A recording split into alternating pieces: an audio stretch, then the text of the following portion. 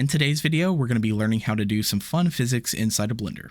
As you saw at the beginning of the video, today we're going to be working towards this final result inside of Blender, just some fun physics simulation and everything that we can do there. Before we get started, I just want to say a massive thank you to all of my Patreon members. Without your support, I don't know if I could provide free content here on YouTube, so I really do appreciate it. If you are interested in any of the perks I offer, I'll have a link down below where you can go check that out. Also, quickly, I just wanted to point out that I have a brand new course here on the channel. It is a more advanced level course for you beginners out there that will go over every single aspect using Blender and After Effects. We'll be going over one full visual effects shot that is meant to teach you every single aspect of the visual effects process, and so I'll have that course along with the two others I provide for you to check out down below. Anyways, let's go ahead and hop inside of Blender. Now, this is the final result that we're going to be working towards. You can see that we basically have a car coming through the scene, and it's going to be hitting this little object right here and doing some fun physics simulation. So let's go ahead and hop into it. So I'm going to go ahead and open up this Blender file. Now, if you do want to work along step by step with me, I'll have a download link for all of the downloads and the files I use in the description below. If you are interested, it is totally optional. However, I just like to provide that option for those who want to do a step-by-step process. Anyways, in the scene already, you can see that I have a few things set up. We do have some lighting in our scene, just trying to match the lighting of the actual footage as much as possible.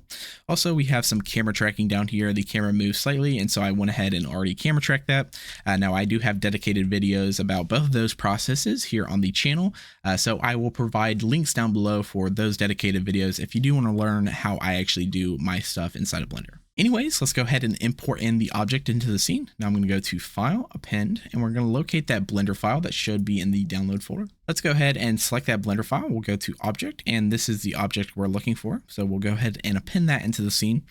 Now, this object is actually the logo of the company that I'm actually creating. I'll have more information as that comes along if you are interested in the kind of back end side of things here on the channel. But I just thought it'd be a cool kind of thing today in order to incorporate some of my branding and stuff into a visual effects shot. Anyways, let's go ahead and start setting up our scene. So I will come back out here. I do want the kind of logo to be sitting on the ground. So we'll go ahead and Z move that up here. And now it's on the ground plane. It's a little bit too big, so I actually might scale it down a little bit. So something around there, it looks pretty good. And then we'll just put that, actually we'll put it up here since I kind of want it to fall down and interact with some of the ground. And so, yeah, so that is that object placed. Now we need to have the ground defined in our scene. The nice thing about my camera tracking process is I already have a nice ground plane right here. You can see it's basically following along with the ground of our actual footage. And so that's very important to make it sell realistically. Anyways, what I want to do is I usually will just Shift A, I'll add a mesh and then plane. However, today I don't want to really mess around with a plane. And the reason being is because Blender physics is a lot of finicky stuff inside of it. The biggest, thing to keep in mind when you're dealing with physics inside of Blender is that Blender really likes 3D objects, stuff that has actual volume, and a plane does not have any volume. The plane is basically a 2D kind of, plane on the ground. And so it doesn't have any 3 dimensions to it. It's only 2-dimensional. And so that is why instead of plane this time, I want to be using the cube. And so the cube will give us a lot more information for Blender to use in physics. Anyways, we do need to have this this cube on the ground. And so what I'm going to do is I'm going to go to edit mode. So hit tab, I'm going to hit A to select everything, G, Z to move that down. And if I hold control, I can actually snap that down. The reason I'm doing this in edit mode, by the way, is because we have this origin point of our scene. And so now our origin point, this little dot, orange dot in the middle of the thing, it's actually on our ground plane. And so that is very important because now what we can do is we can hit S and our ground plane is always going to be defined. And so that's really important. Again, we just need the ground plane to kind of match for the physics simulation. So what we can do is I'll come back out to our camera mode. I'll hit S and then Shift Z to scale on every axis but the Z axis. We're just giving us some area so that the actual object can fall down and interact with this. So of course, let's start playing around with some physics. So I'm going to come over here. Now what we're going to be using today, you might think we're going to be using a soft body or, something like that. But what I was actually playing around with was a cloth simulation. And so let's go ahead and enable that over here. You can see it's kind of falling down right now. We can go ahead and play the animation.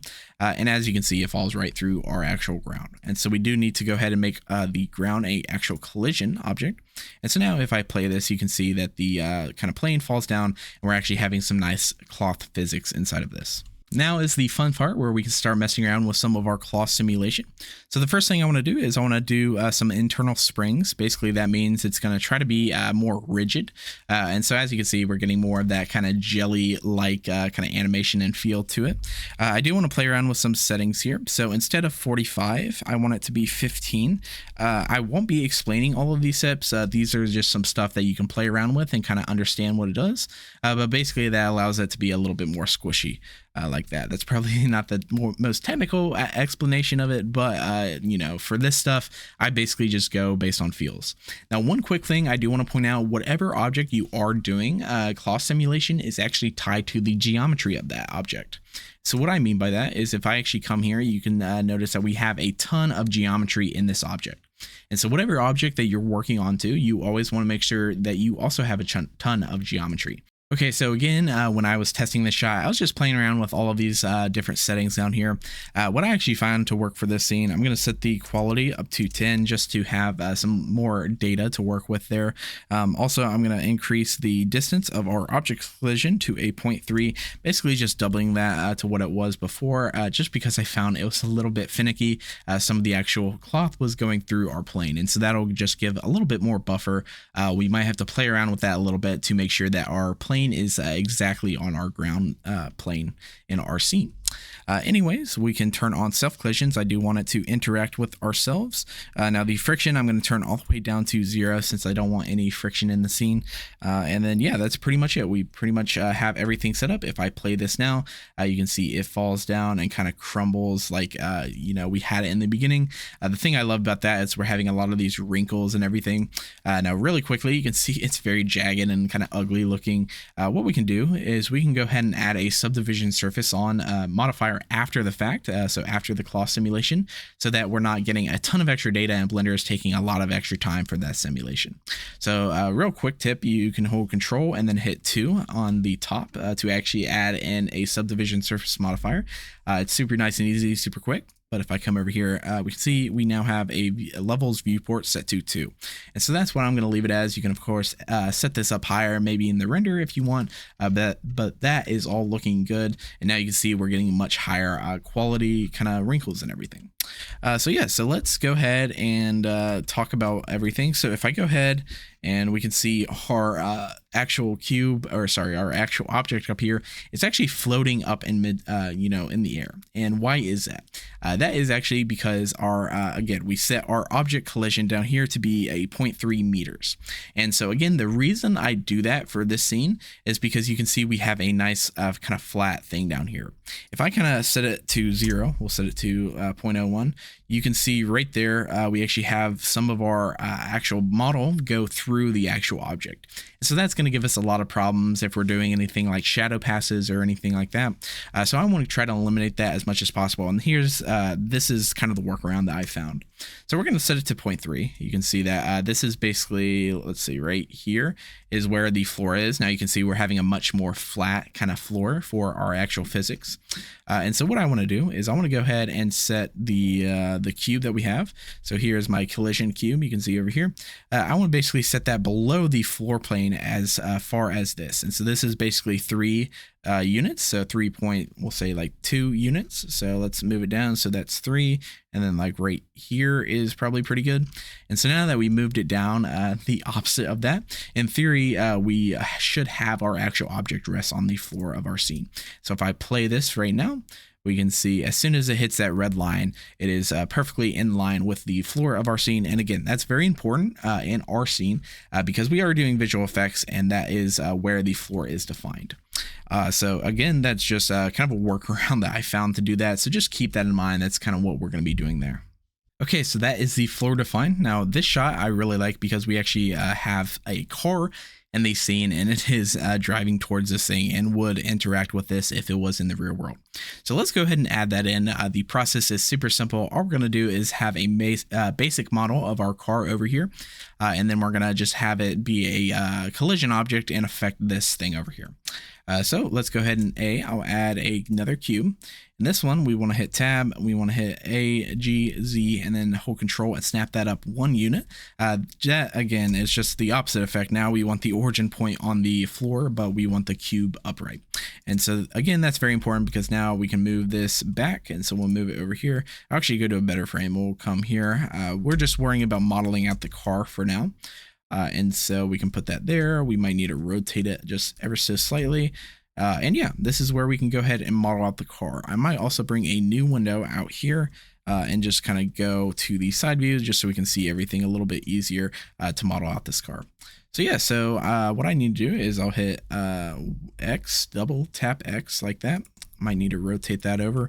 And what I want to do is I want to establish the full length of the car. So if I select this face, I can hit G and double tap Y to move that out there. Now my rotation is off, so I'll go ahead and rotate the entire object again. So something like that is looking good.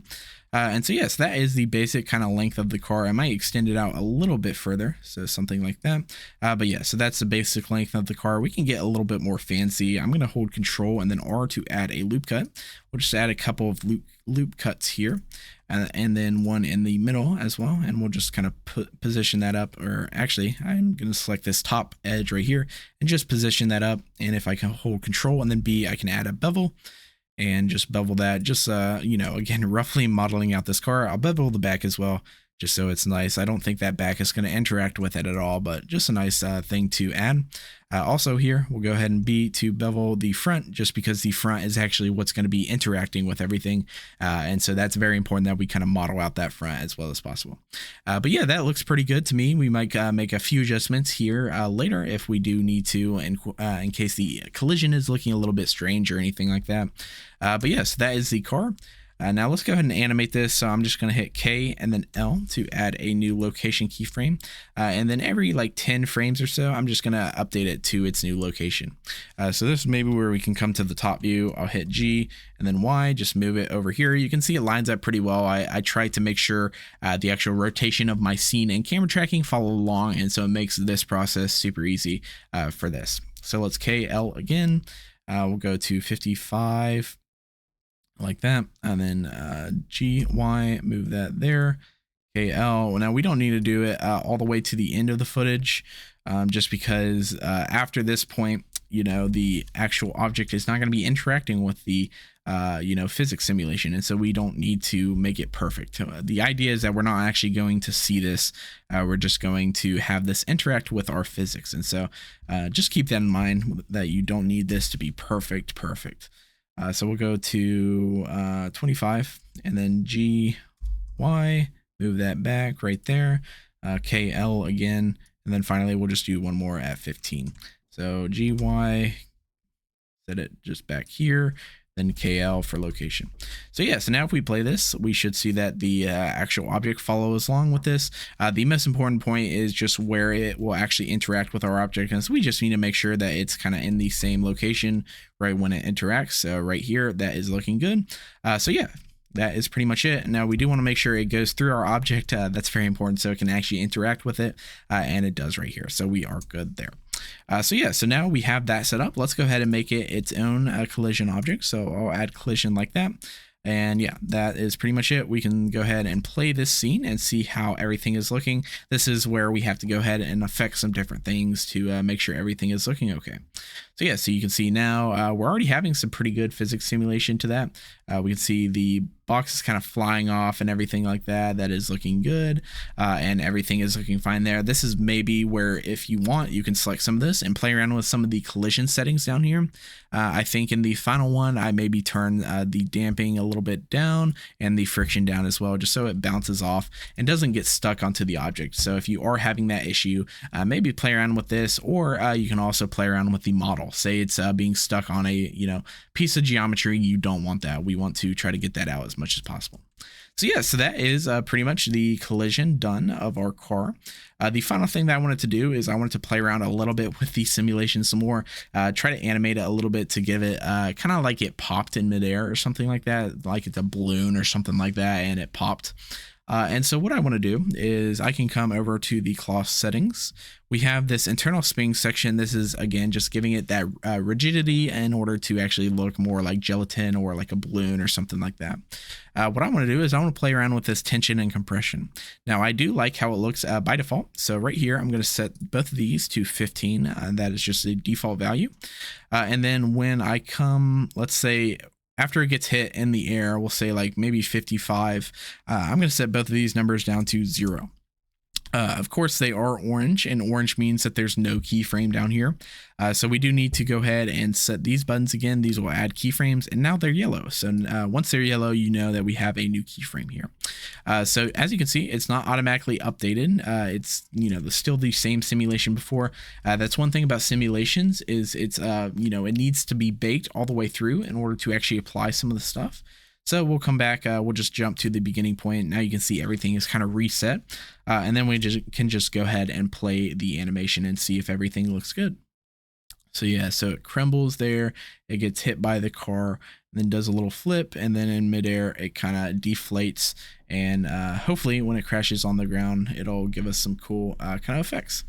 So yeah, so now it's kind of crumbling in on itself like a deflated balloon. Now it is sliding a little bit, so what I might do is I might select Alt H to unhide everything, and then I need to go ahead and select this. This is our collision object again.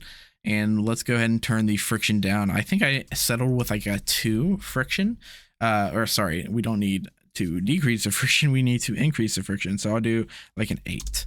And so that'll just make the kind of cloth stop a little bit more. And so this is the process I go through depending on what I actually need for the scene in order to actually make the physics interact with the scene how I want it to. And so with that change, we should have the kind of the cloth kind of stopping instead of sliding across the ground, because that's a little unrealistic. And it still slides a little bit, but I think that's pretty good. You can mess around with this depending on exactly what you want in the scene. But yes, that is pretty good. We are done with that. Now that we are happy with our scene, let's go ahead and bake this out, just because it is very slow in our scene. It's going to take Blender a lot of time to actually calculate that. And so let's go ahead and bake this out. I'm going to come to the cache section down here, and then I only need it to 140. So I'm just going to set it to 140, and we can just save the project and bake the physics. Okay, so now with the physics baked, we can see that everything is much faster playback. This is really great because now we can actually see it in the correct motion, correct timing to make sure that everything feels natural and everything. Again, it slides a little bit too much for me, but this is where you can come and play with it with your own scene. And so yeah, so I went ahead and rendered that outside of Blender. I'll go ahead and quickly show you my compositing setup for those that are interested. Okay, so I actually took this inside of Nuke. I basically had 2 separate passes, like I was saying. I have one pass where it's just this object right here, and then another pass where it was our shadow. And so just using that as a mask. Don't worry if this is super, super complicated looking. I'll try to explain it the best I can in case you do want to make this inside of After Effects or anything like that. So yes, we have those 2 passes right here. Then I went ahead and went inside of After Effects and actually rotoed this out. After Effects actually has an amazing roto brush tool, and so that's what I used in order to actually roto that out. You can see we're getting the car, and so all I'm doing here is basically just applying that mask to this thing, just so when the car is in front, it should be masked out here. And so that's all I'm doing kind of back here in this section. And then down here, all of these nodes up here, again, don't worry if it's too crazy. All I'm doing is just messing around with some of the shadow. And so that is just the shadow, and then using that as a mask for all of these color correction nodes.